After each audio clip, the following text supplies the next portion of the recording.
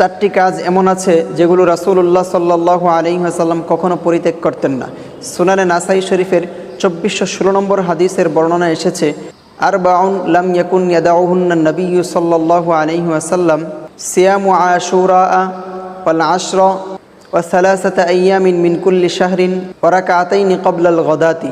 অর্থাৎ রাসূলুল্লাহ সাল্লাল্লাহু আলাইহি ওয়াসাল্লাম যেই চারটি কাজ কখনোই ছাড়তেন না তার এক নম্বর হলো আশুরার দিনের রোজা।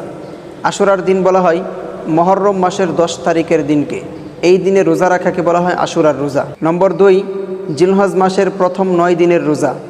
নম্বর 3, প্রতি মাসে 3 দিন রোজা রাখা।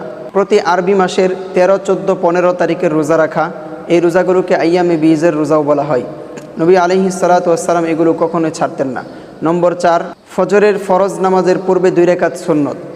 এই চারটি কাজ নবীজি সাল্লাল্লাহু আলাইহি ওয়াসাল্লাম কখনো পরিত্যাগ করতেন না, ছাড়তেন না। কাজেই এখন থেকে আমরাও নিয়ত করি এই চারটি কাজ আমরাও জীবনে ছাড়ব না। কে কে এই চারটি কাজ কখনো না ছাড়ার নিয়ত করেছেন আপনারা আপনাদের মতামত কমেন্ট বক্সে জানিয়ে যাবেন এবং দিন প্রচারের স্বার্থে ভিডিওটি শেয়ার করে সকলকে দেখার সুযোগ করে দিবেন। আসসালামু আলাইকুম রহমতুল্লাহ।